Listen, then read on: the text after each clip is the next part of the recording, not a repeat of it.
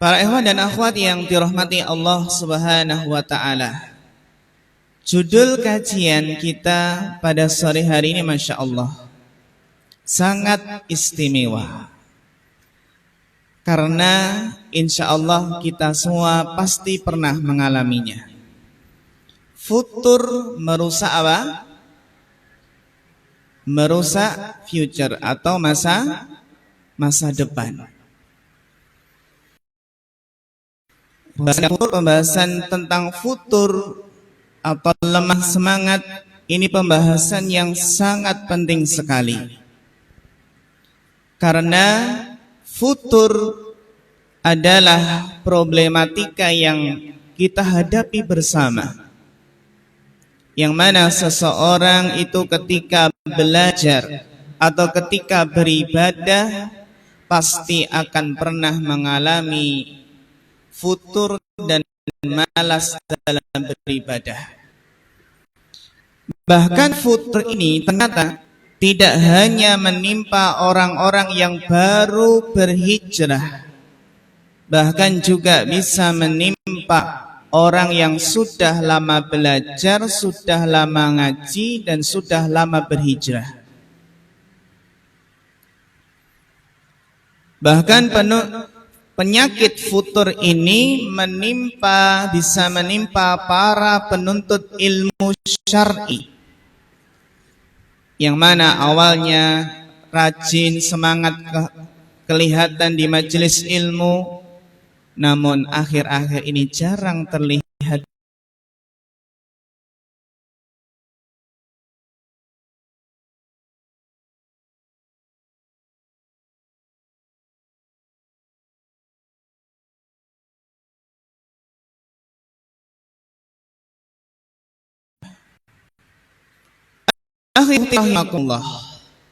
Jadi futur, ya, definisi dari futur itu adalah rasa malas,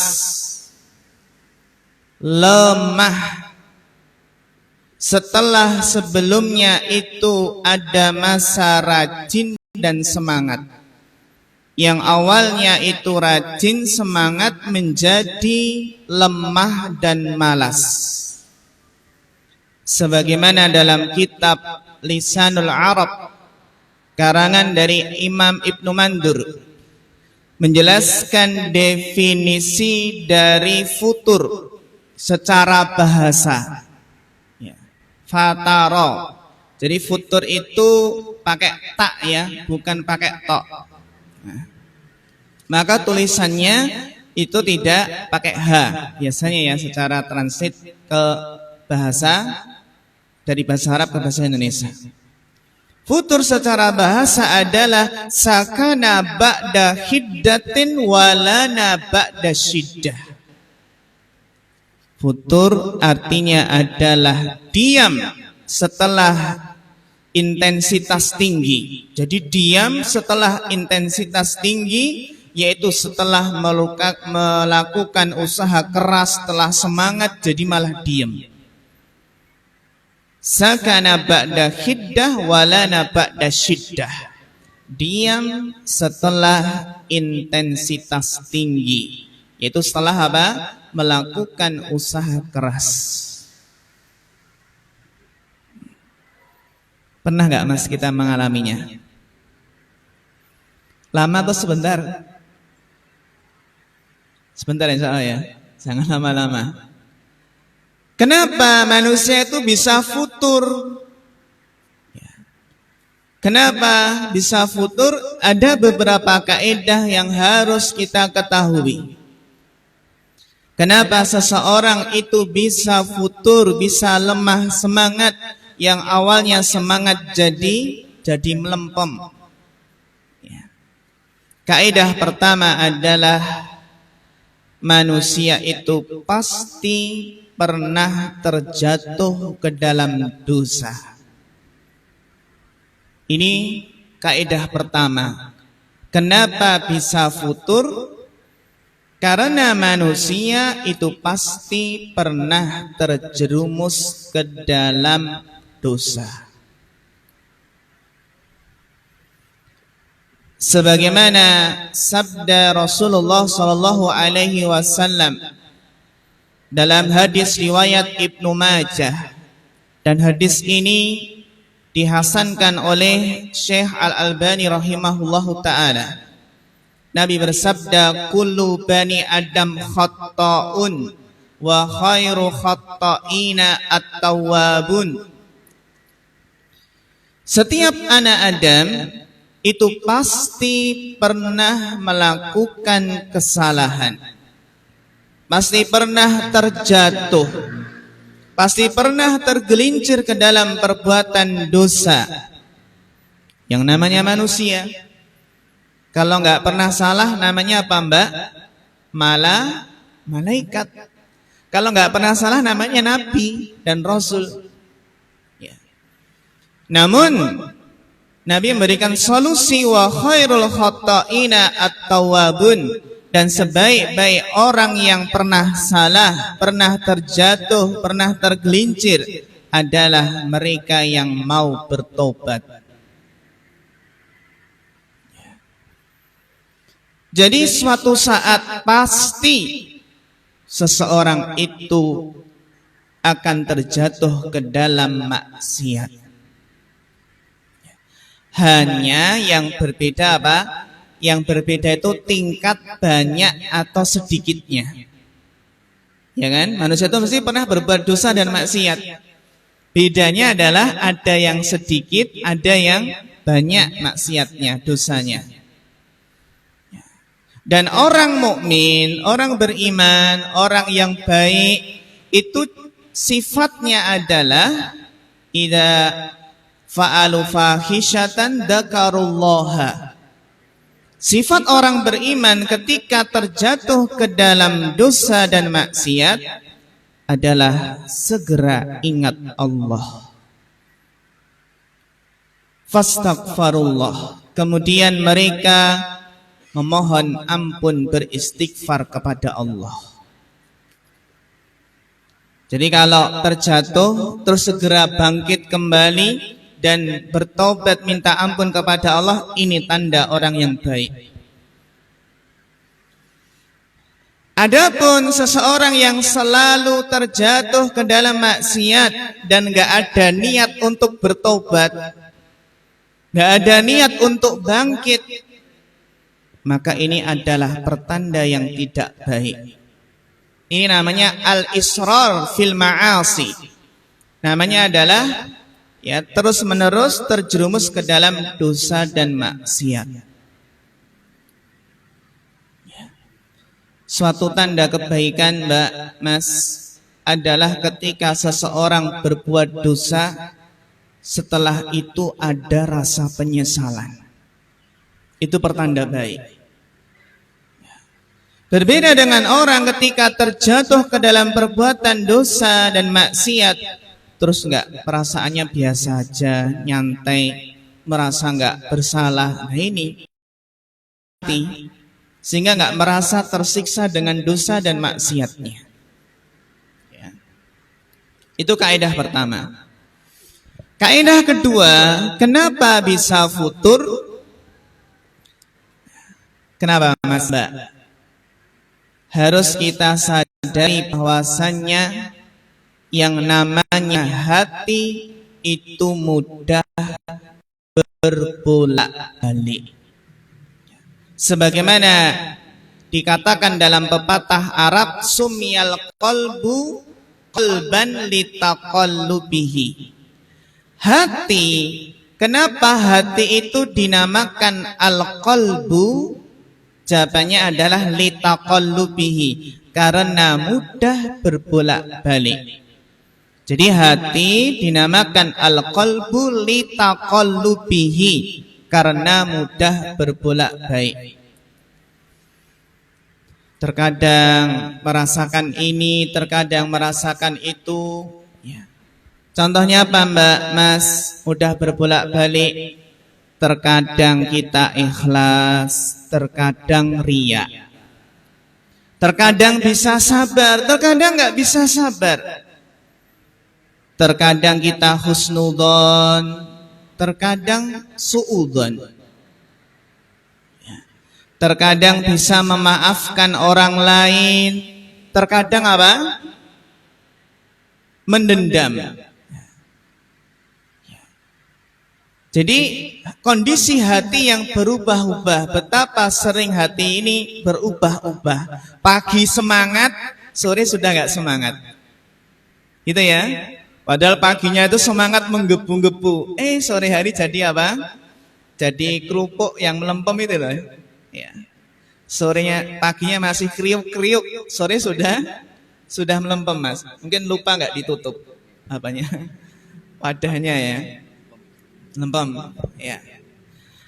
Sebagaimana sabda Nabi sallallahu alaihi wasallam dalam hadis riwayat Ahmad, dan hadis ini disahihkan oleh Syekh Al-Arnaud.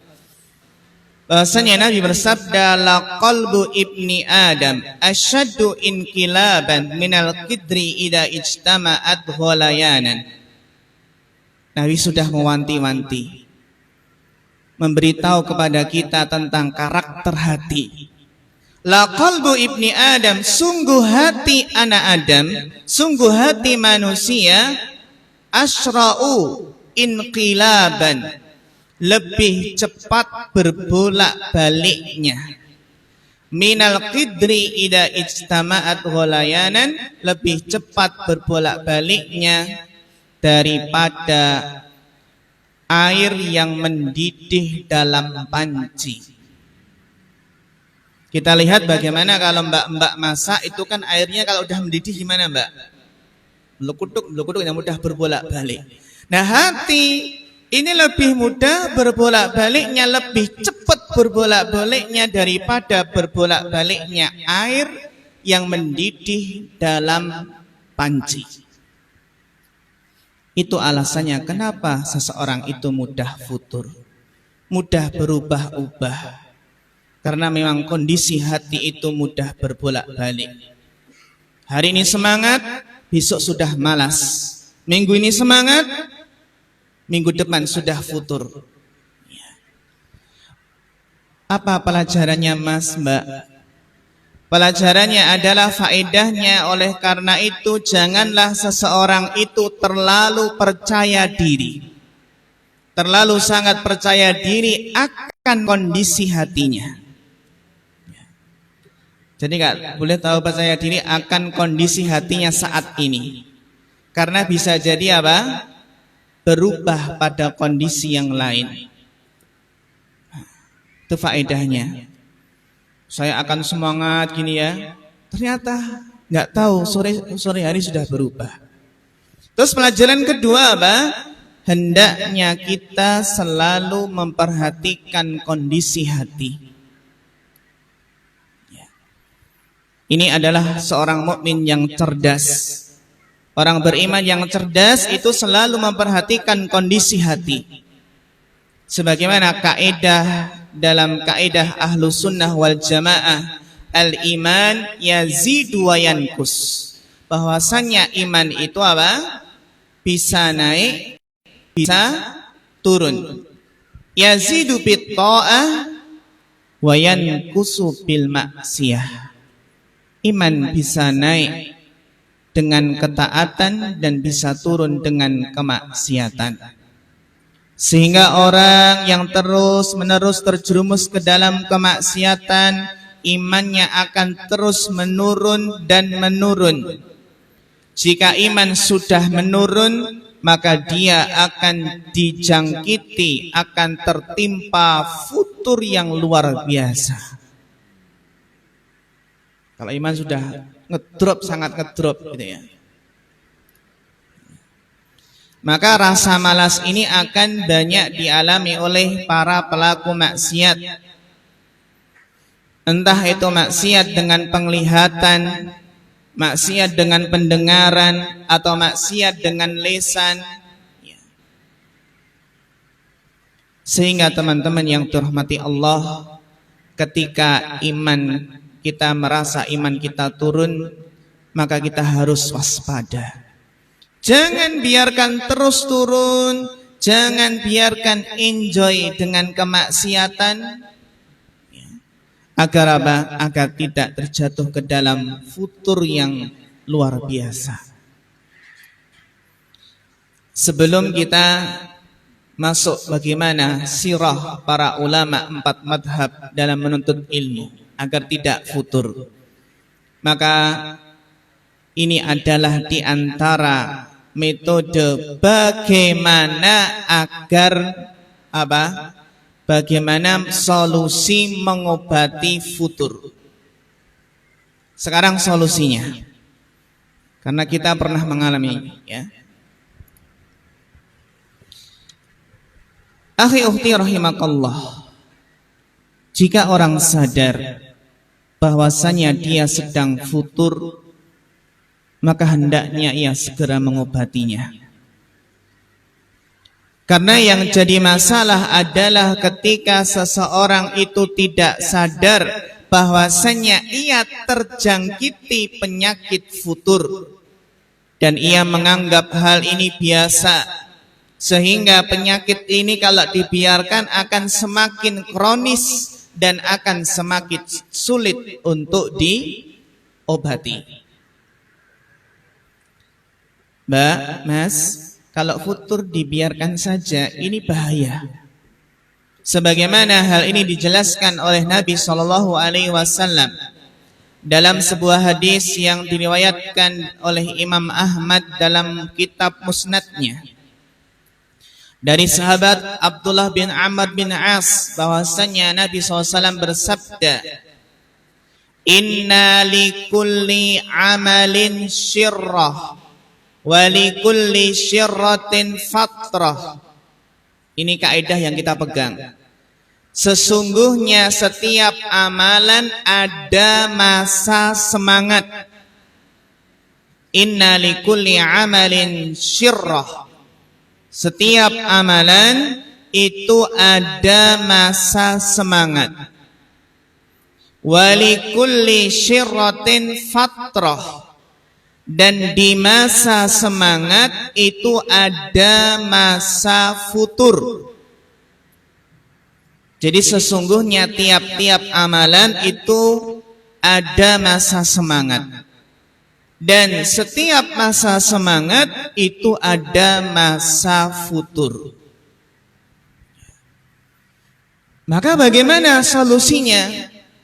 Nabi memberikan solusi dalam kelanjutan hadis, "Faman kanat fatratuhu ila sunnati faqad aflah."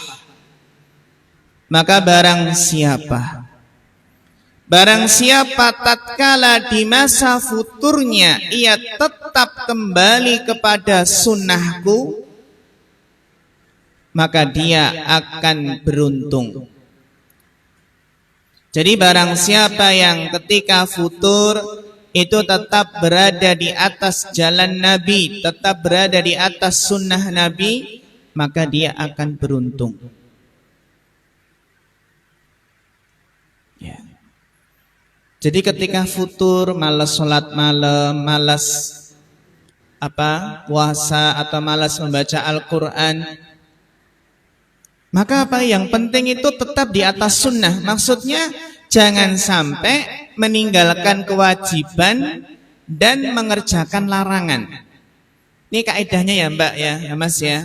Jadi ketika futur, ketika malas beramal, malas menuntut ilmu, kaidahnya adalah ketika futur berusaha tetap di atas sunnah Nabi.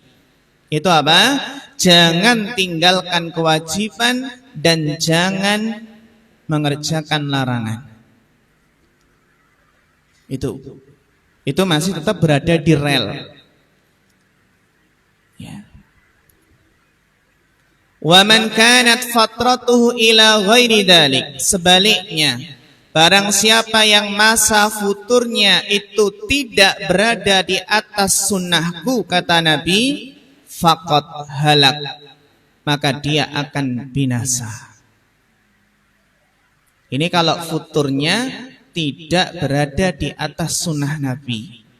Futurnya jadi meninggalkan kewajiban, futurnya menjadikan dia menerjang begitu banyak larangan, faqad halak, maka dia bisa binasa. Hadis riwayat Ahmad dan Syekh Al-Arnaud menilai hadis ini sahih sesuai dengan syarat Imam Bukhari dan Imam Muslim.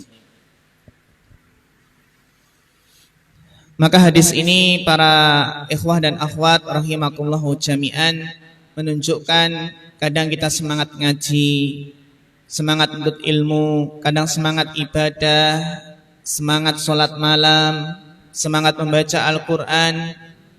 Nanti ada suatu masa di mana orang futur itu malas, ya, malas mengerjakan amal soleh. Maka ya tadi kuncinya ketika di masa malas jangan sampai meninggalkan kewajiban. Mungkin dia nggak apa-apa ya meninggalkan perkara yang sunnah, sholat malam atau puasa sunnah, sholat rawatib. Ya. Namun di masa yang futur usahakan tetap mempertahankan perkara-perkara yang wajib dengan harapan ketika semangat kembali muncul. Dengan harapan apa? Dia mampu untuk kembali melakukan hal-hal yang sunnah tersebut. Ya, jadi setiap orang itu ada masa semangat dan ada masa malas. Ya. Jadi apa? Dirasakan oleh setiap manusia. Bahkan para sahabat Nabi Shallallahu Alaihi Wasallam. Jadi memang ada masa semangat, ada masa ya kita itu lemah, butuh bercanda, butuh untuk bercanda dengan keluarga, saatnya rileks, saatnya nyantai dan seterusnya. Namun apa? Nanti yang penting kembali semangat lagi. Jadi futur, kesimpulannya futur menimpa siapa saja. Namun yang berbahaya adalah jika futur ini terus berkepanjangan. Nggak ada usaha untuk bangkit lagi. Ini jadi masalah apa? Masalah yang besar, apalagi apa? Berlawanan dengan sunnah Nabi. Para ikhwah dan akhwat yang dirahmati Allah, bagaimana jika seseorang itu terkena futur ketika menuntut ilmu? Ini bisa menimpa kita, bahkan menimpa santri yang sedang menimba ilmu di pondok. Gak betah ya, gak betah, akhirnya pengen pindah pondok, pengen keluar pondok. Ya. Oleh karena itu, Syekh Muhammad bin Shalih Al-Utsaimin, seorang ulama dari Unaizah di Saudi Arabia, pernah ditanya bahwasanya banyak penuntut ilmu agama yang lemah tekadnya dan futur dalam menuntut ilmu. Beliau ditanya sarana apa saja yang dapat membangkitkan tekad dan semangat dalam menuntut ilmu. Beliau menjawab, dha'ful himmah, tekad yang lemah dalam menuntut ilmu. Jadi dha'ful himmah, cita-cita yang rendah, tekad yang lemah, itu adalah musibatun 'azimah, musibah yang besar. Ketika seseorang itu malas dalam menghadiri majelis ilmu. Untuk mengatasinya bagaimana? Kiat mengatasi futur dalam menuntut ilmu yang awalnya semangat menghadiri kajian, kemudian gak semangat lagi. Banyak sebabnya, namun kita ingin bagaimana mengatasinya, mengobatinya. Yang pertama adalah mengikhlaskan niat karena Allah Ta'ala dalam menuntut ilmu. Yang penting apa? Ketika futur malas itu dikoreksi niat. Niat dalam menuntut ilmu.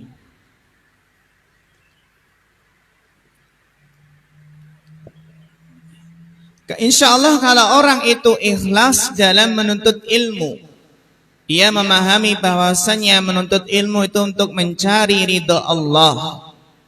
Menuntut ilmu itu agar dimudahkan jalannya menuju surga. Menuntut ilmu itu agar mendapatkan kedudukan yang tinggi nanti di surga. ia sadar bahwasanya menuntut ilmu memang kewajiban setiap muslim dan muslimah. Jika seseorang ikhlas, benar-benar ikhlas menuntut ilmu karena Allah, maka insya Allah dia akan istiqomah. Dia akan bisa menjaga semangatnya di dalam menuntut ilmu.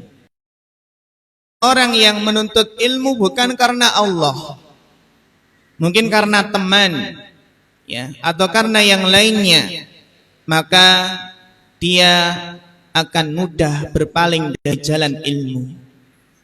Jika menuntut ilmu karena dunia atau karena yang lainnya, maka dia akan mudah berpaling dari jalan ilmu.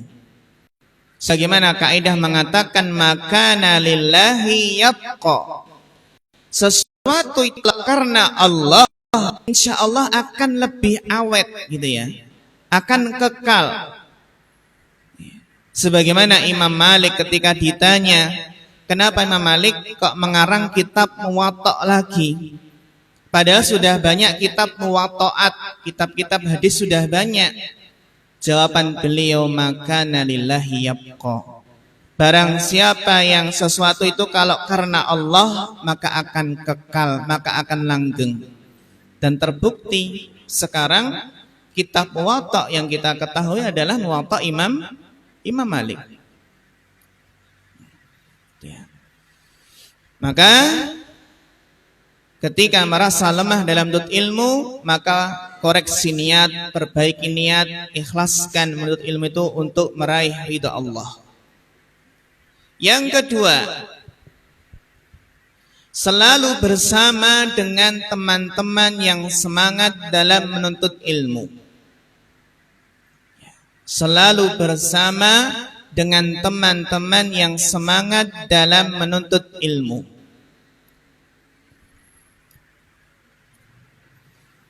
Kita mungkin merasa lemah ketika sendirian, tapi kita akan kuat jika kita bergandengan tangan.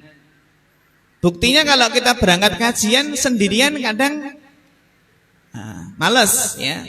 Tapi kalau ada temennya, Masya Allah, ngajak yuk besok Sabtu sore jangan lupa kajian inspirasi di Islamic Center Karanganyar. Lebih semangat, apalagi rombongan. Ada 2 motor, 3 motor, lebih semangat. Kalau sendirian, wah nggak jadi, nggak ada temennya, gitu ya. Itulah kita manusia, sendiri mungkin lemah, tapi kalau bersama-sama, maka akan kuat. Terlebih lagi, teman itu bisa menyemangati ketika kita merasa futur. Yang ketiga, bersabar ketika jiwa mengajak untuk berpaling dari ilmu. Jadi bersabar ketika jiwa ini diajak untuk berpaling dari ilmu.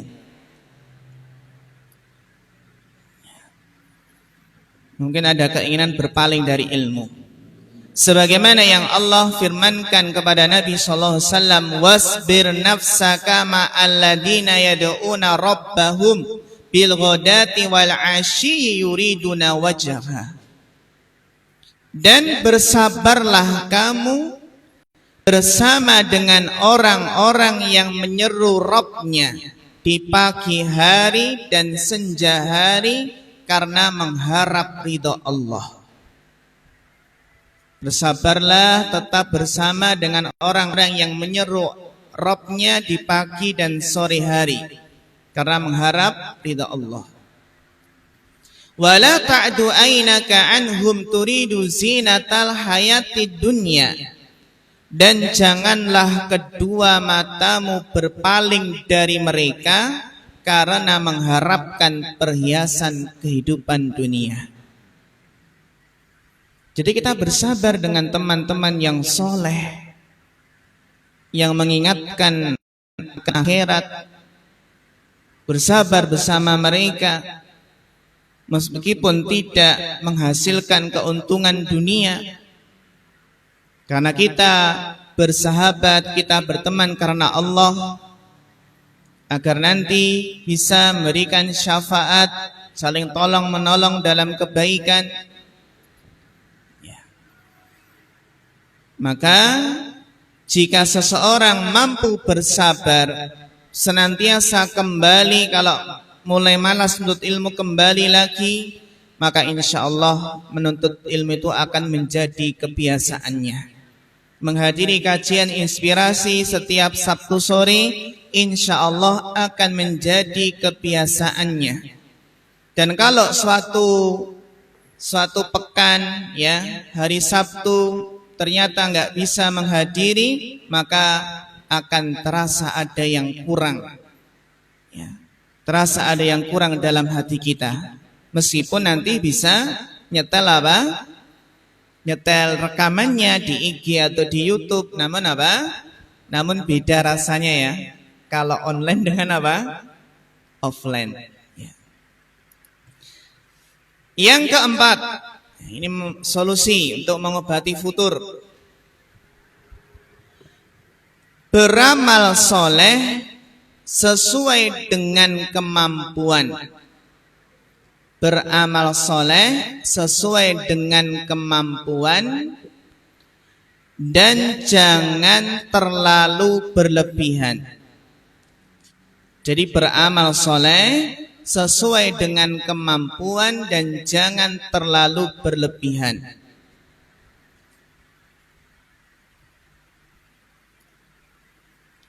Karena kalau berlebihan nanti bisa menjadikan seseorang itu berhenti dari beramal.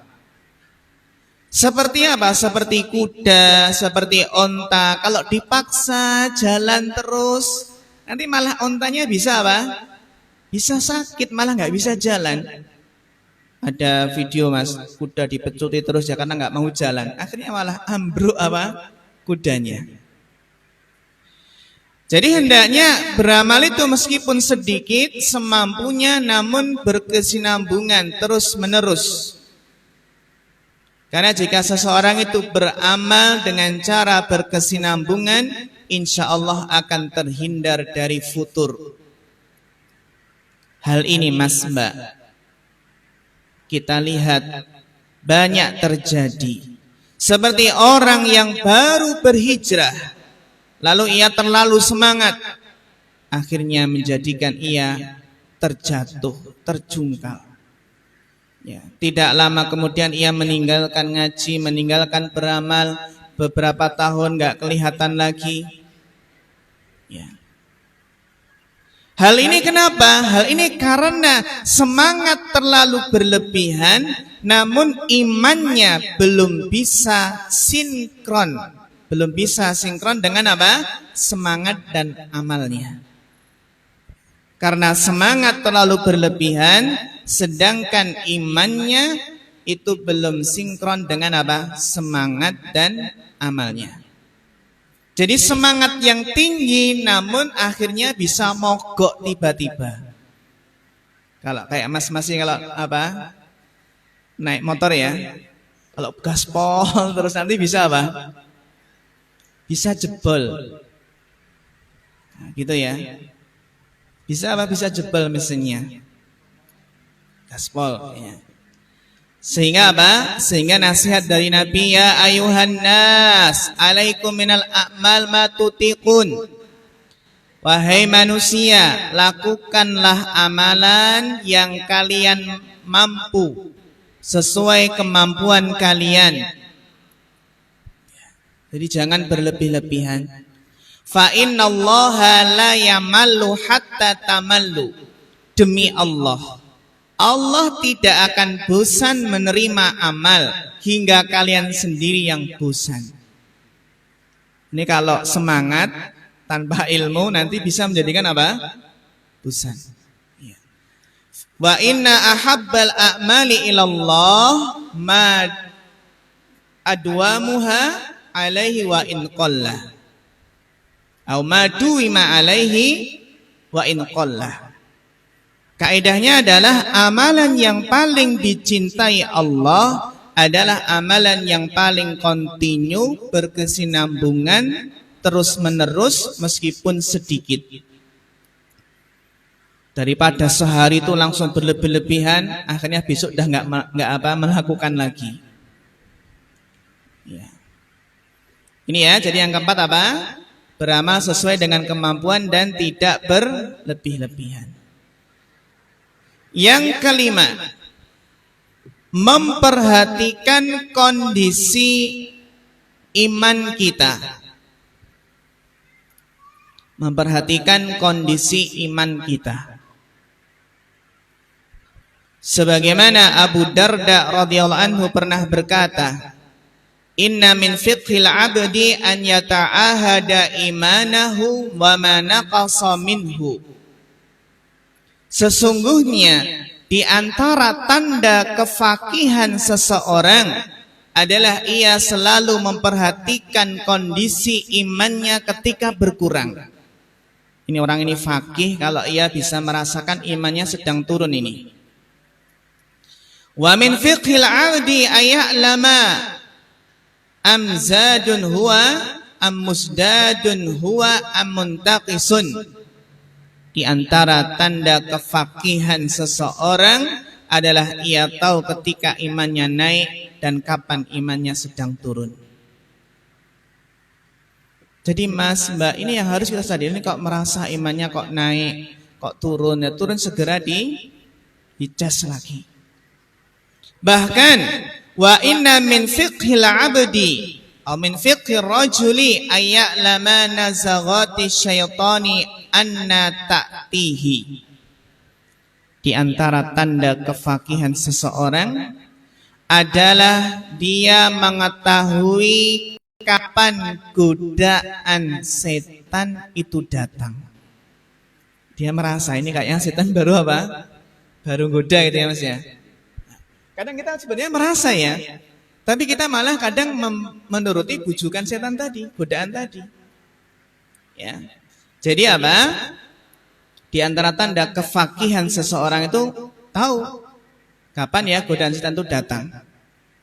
Min nazaghati syaitan.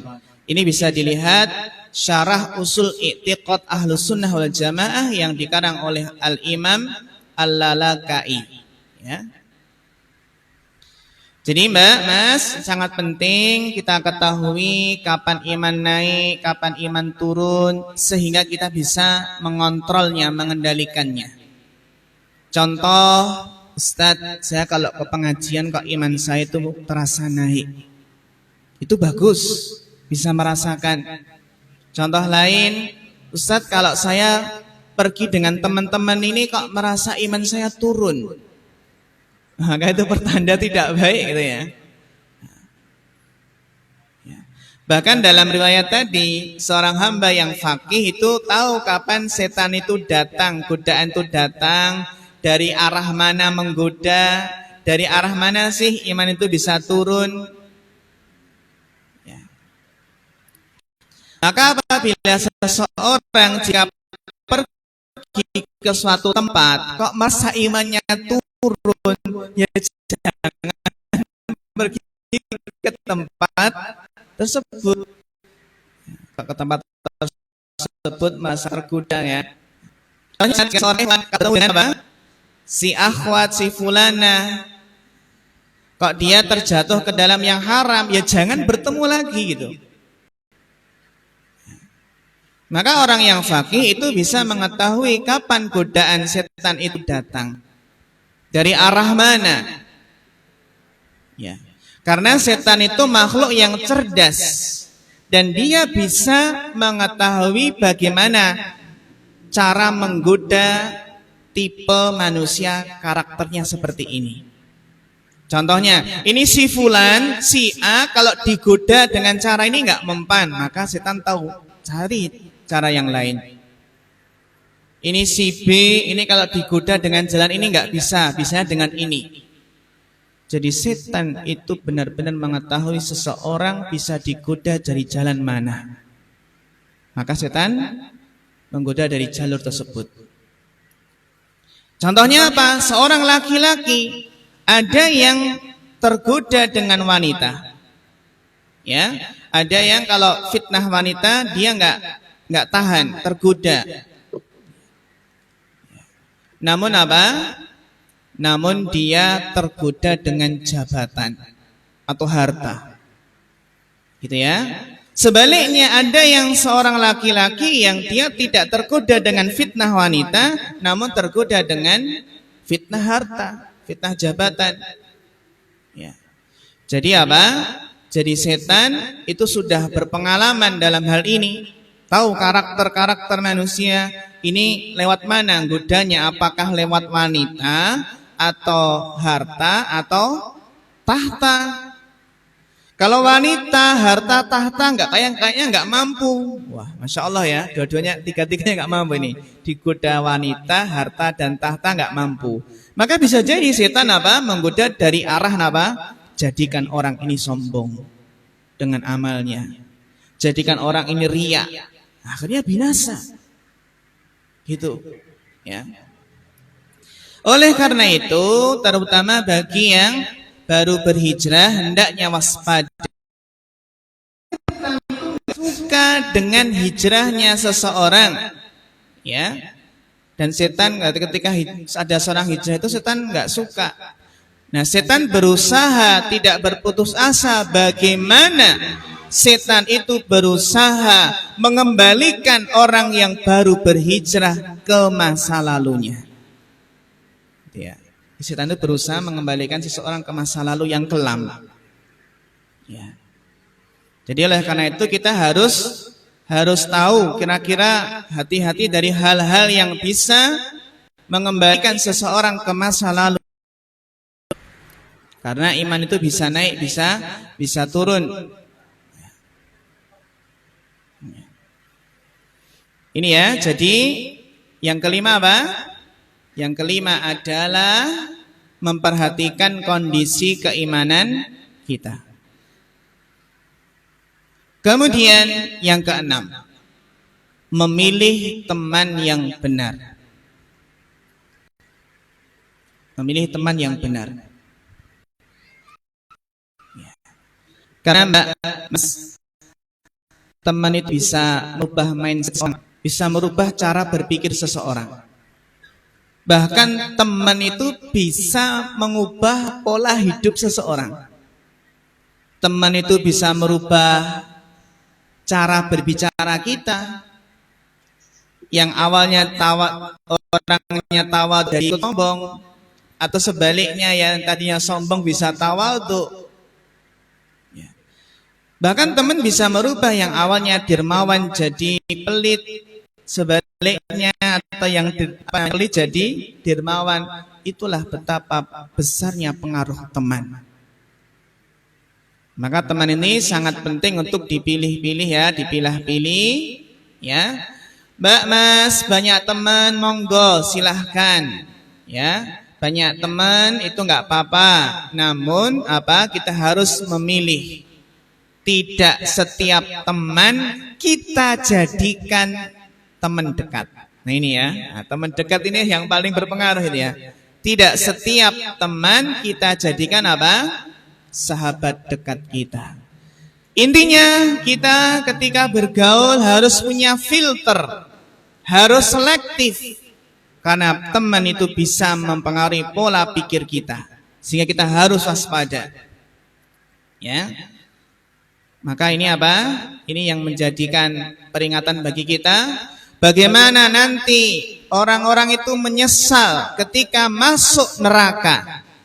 Jadi Mbak, nanti ada yang menyesal masuk neraka karena salah bergaul. Sebagaimana yang Allah firmankan, wa yauma ya'addu dzalimu ala yadayhi. Hari di mana orang zalim itu menggigit kedua tangannya. Ini yang digigit Mas, enggak hanya satu jari. Satu apa? Jari. Tapi menggigitnya itu dua tangan, bayangkan. Yang menggigit apa? Kedua tangannya sebagai bentuk penyesalan. Yaqulu ya laitani ittakhadtu ma'ar rasuli sabila. Ia berkata, seandainya saya mengambil jalan bersama Rasul. Ya wailata laitani lam attakhid fulanan khalila. Dia akan menyesal, celaka aku, ya wailata laitani, seandainya aku tidak menjadikan si fulan menjadi teman dekat. Jadi ada yang masuk neraka gara-gara salah bergaul. Ini ayat ini menunjukkan apa? Menjelaskan adanya orang yang menyesal. Duhai celakanya saya, seandainya dulu di dunia itu enggak menjadikan si fulan jadi teman dekat. Laqad adallani anid dzikri ba'da ija'ani wa kana syaitonul insani khadula. Sungguh dia telah menyesatkanku dari mengingat Allah. Ia telah apa? Menyesatkan mengingat Allah, dan bahwasanya setan itu memang ya meninggalkan manusia setelah apa? Setelah manusia tersesat. Maka kaidahnya as-sahib sahib. Seorang sahabat itu bisa menarik, bisa menyeret. Yang ketujuh, jangan meremehkan dosa-dosa kecil. Jangan meremehkan dosa-dosa kecil. Ini kita ringkas karena nanti sedikit ada sirah ulama. Yang kedelapan, jangan membuang-buang waktu yang enggak futur ya. Jangan membuang-buang waktu. Ya. Ini kalau orang membuang-buang waktu mudah futurnya. Berikutnya, memiliki rutinitas harian. Memiliki rutinitas harian yang tidak ditinggalkan apapun yang terjadi. Jadi harus punya rutinitas harian yang tidak ditinggalkan bagaimanapun keadaannya, apapun yang terjadi. Contohnya kita rutinnya zikir pagi dan petang, jangan sampai tinggalkan. Contohnya ba'da maghrib baca Quran, jangan tinggalkan. Ba'da subuh baca Quran. Maka apa? Kebiasaan ini jangan ditinggalkan, seperti zikir pagi dan petang. Kemudian yang berikutnya adalah banyak berdoa kepada Allah. Banyak berdoa kepada Allah agar dikokohkan hatinya. Agar dikokohkan hatinya. Dan yang terakhir adalah membaca sirah para ulama. Membaca sirah para ulama dalam menuntut ilmu. Contohnya adalah 4 imam madhab. Bagaimana kegigihan 4 imam madhab dalam menuntut ilmu? Ada Imam Abu Hanifah, Imam Malik, Imam Syafi'i, dan Imam Ahmad. Yang pertama, siapa yang enggak kenal dengan Imam Abu Hanifah? Yang mana beliau bernama An-Nu'man bin Sabit bin Zuta Al-Kufi. Beliau lahir di Irak, ya, di Irak pada tahun 80 Hijriah atau tahun 699 Masehi. Itu bertepatan dengan masa Khalifah Bani Umayyah. Khalifah Bani Umayyah yaitu apa? Abdul Malik bin Marwan. Ya, karena waktunya singkat maka kita akan ambil poin yang di situ menunjukkan betapa kegigihan seorang Imam Abu Hanifah. Yang mana Imam Abu Hanifah itu telah menghafal Al-Quran sejak kecil. Karena kebiasaan orang soleh, ya, zaman dahulu itu sudah hafal Al-Quran sejak kecil. Imam Abu Hanifah itu sempat berjumpa dengan 9 atau 10 sahabat, seperti Anas bin Malik, Jabir bin Abdullah, Sahal bin Sa'ad. Dan di usia 16 tahun Imam Abu Hanifah itu pergi dari Kufah menuju Mekah untuk menunaikan haji. Dan ketika apa? Ketika menunaikan haji, dalam perjalanan beliau berguru kepada para tabi'in seperti Atha bin Abi Robah, ya, dan ulama-ulama Mekah lainnya. Poinnya adalah Bagaimana semangatnya Imam Abu Hanifah dalam menuntut ilmu. Ternyata fakta terakhir menunjukkan dari berbagai sumber bahwasannya jumlah guru Imam Abu Hanifah adalah 4.000 guru. 4.000 guru. 7 orang guru ini rinciannya 7 orang itu dari kalangan sahabat Nabi. 7 orang dari sahabat Nabi dan 93 guru dari kalangan tabi'in. 93 tabi'in. Sisanya adalah dari apa? Kalangan tabi'in. Kan ada sahabat, tabi'in, tabi'in. Gitu ya. Kenapa beliau bisa memiliki jumlah guru yang banyak? Apa? Karena tidak mengherankan beliau punya banyak guru karena beliau menempuh perjalanan yang panjang dari kota ke kota, dari negara ke negara yang lain. Dahulu para ulama itu ketika mau menuntut ilmu berjalan kaki, nggak ada pesawat. Bahkan dari Kufah ke Mekah itu berapa jauhnya, dari Irak ke Saudi Arabia. Bahkan beliau itu haji 55 kali. Insyaallah ya. Ada sebuah peristiwa bagaimana yang mengubah jalan hidup Imam Abu Hanifah. Sebuah kisah yang luar biasa yang menjadi titik tolak beralihnya Imam Abu Hanifah dari dunia perniagaan menuju dunia ilmu pengetahuan, ilmu agama.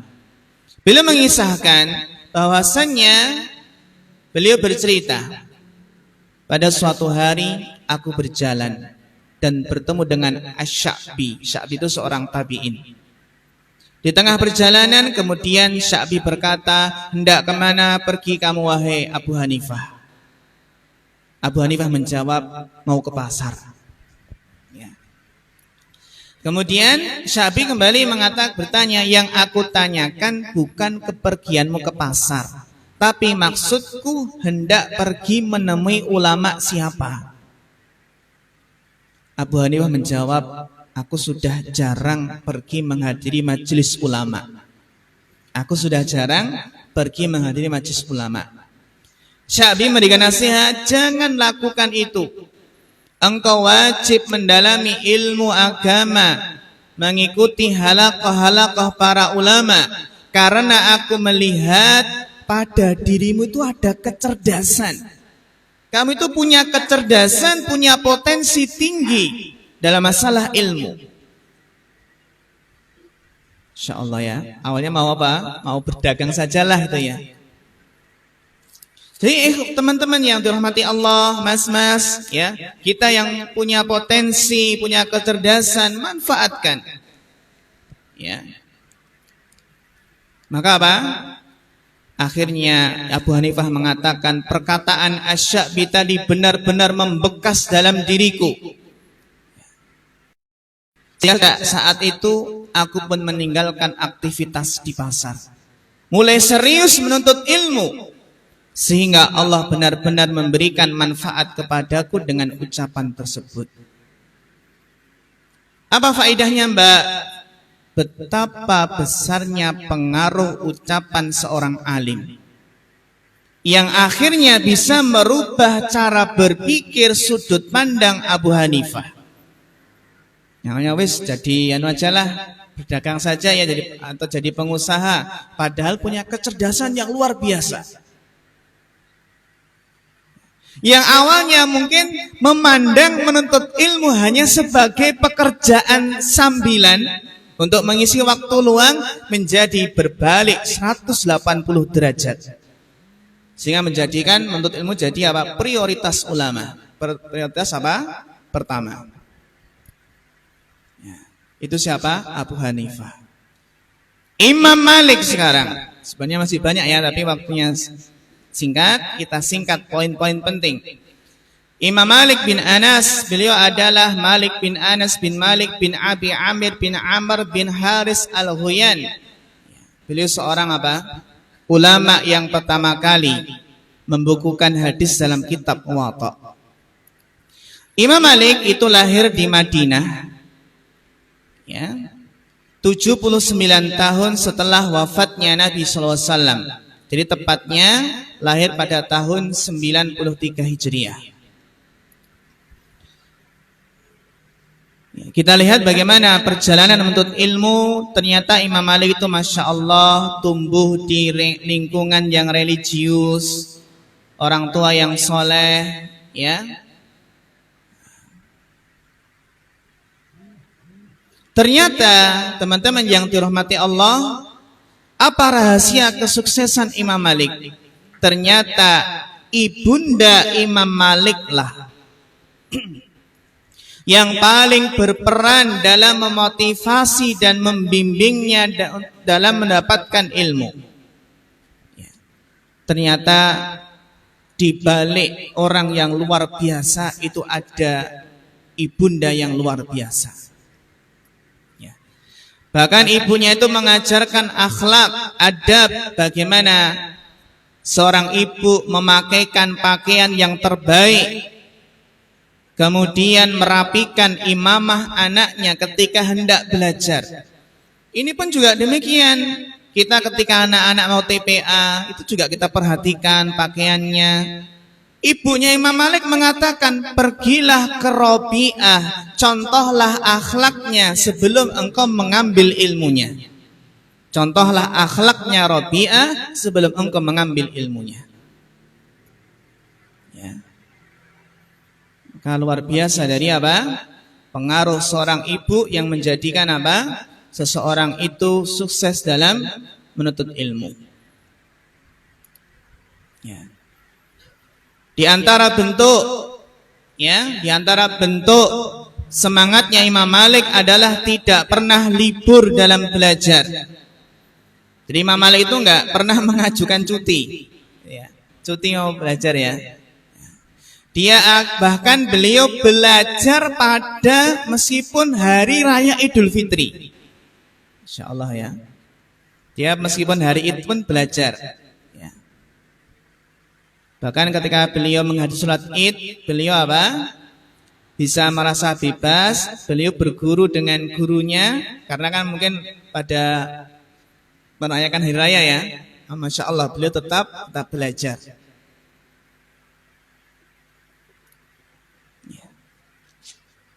Ini Imam Malik bin Anas.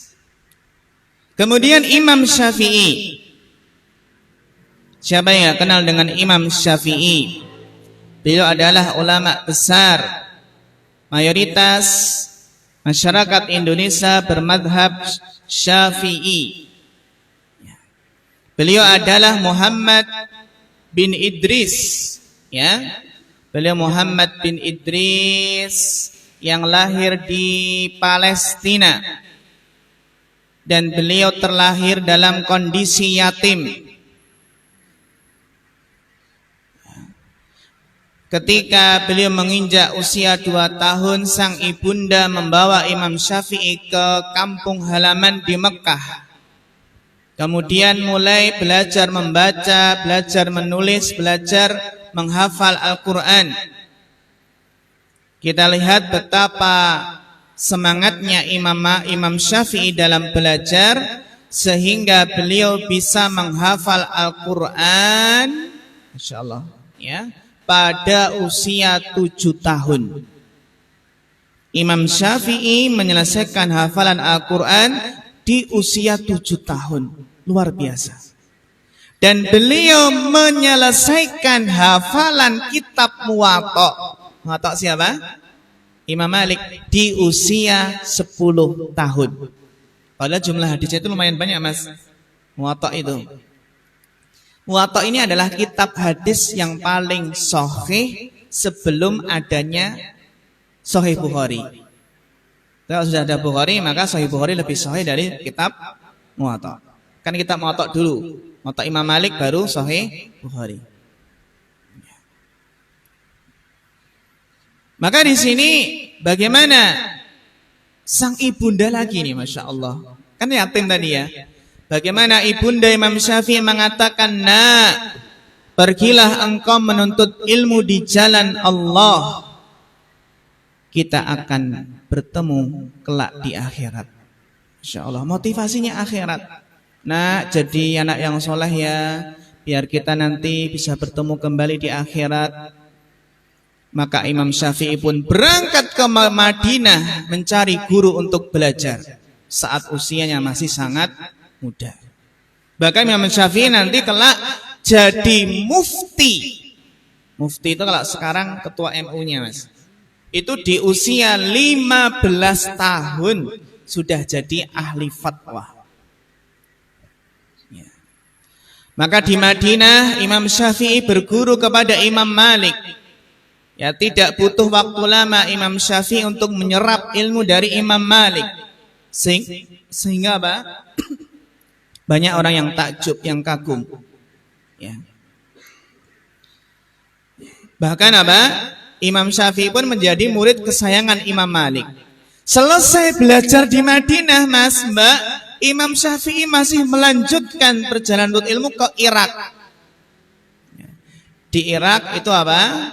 Kan di sana ada Imam apa? Imam Abu Hanifah dan murid-muridnya. Kan Imam Abu Hanifah dari Kufah. Ya kan? Maka di masa itu ada dua kutub ilmu Islam, yaitu di Hijaz, di Madinah, yang di sana ada Imam Malik, dan di Baghdad, ya, di Irak itu ada siapa? Imam Abu Hanifah.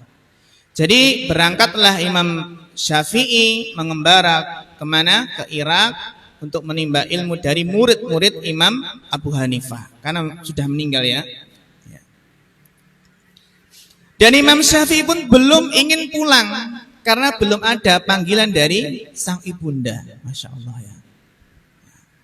Maka di Irak pun Imam Syafi'i menjadi murid yang terkenal, sangat pintar, cerdas, yang Masya Allah itu adalah apa? Suatu hal yang luar biasa dari Imam Syafi'i. Intinya Masya Allah, ibunda lagi di sini. Karena memang seorang ibu, itu adalah madrasatul ula bagi anaknya. Yang terakhir adalah Imam Ahmad bin Hanbal. Beliau bernama Ahmad bin Muhammad bin Hanbal bin Hilal Asy-Syaibani. Ahmad bin Muhammad bin Hanbal bin Hilal Asy-Syaibani, seorang ulama hadis terkemuka. Beliau dilahirkan di kota Baghdad pada masa khilafah Muhammad Al-Mahdi dari Bani Abbasiyah. Bagaimana Mas, Mbak, kondisi Imam Ahmad ketika kecil belajar? Beliau adalah sama, Mbak, dalam keadaan yatim dan miskin. Namun berkat sekali lagi bimbingan ibunya yang solehah, beliau mampu menjadi seorang yang amat cinta kepada ilmu, kebaikan dan kebenaran. Bahkan ketika usia 16 tahun, beliau menamatkan pendidikannya di kota Baghdad, lalu pergi ke Kufah, ke Basrah, ya, ke Syam, Yaman, Jazirah, Mekah, Madinah. Perjalanan yang sangat jauh dan melelahkan diri. Ya. Bekalnya apa Imam Ahmad dalam belajar? Bekalnya adalah selain semangat, bekal Imam Ahmad adalah doa sang ibunda. Ya. Doa apa? Ibunda. Maka apa? Maka Imam Ahmad pun dalam belajar karena miskin, beliau mengorbankan apa saja, apa yang bisa dijual untuk apa? Untuk belajar. Memang apa? Memang belajar itu butuh pengorbanan, butuh apa? Butuh harta. Jari basuki mawa bio itu ya. Jadi demi belajar nggak apa-apa, jual tanah, jual sawah, gitu ya Mas ya. Akhirnya Imam Ahmad pun, ya, Masya Allah, beliau di usia apa? Beliau menjadi ahli hadis yang terkenal dan memiliki kitab namanya Musnad Imam Ahmad. Dan Imam Ahmad ini adalah murid dari Imam Syafi'i rahimahullah. Sebenarnya masih banyak kisah-kisah perjalanan menuntut ilmu dari 4 imam madhab, nanti bisa dibaca sendiri ya teman-teman di biografi apa Imam Abu Hanifah, Imam Malik dan Imam Syafi'i, Imam Ahmad. Yang terpenting adalah kita tadi bisa mengetahui kaidah-kaidah ketika futur.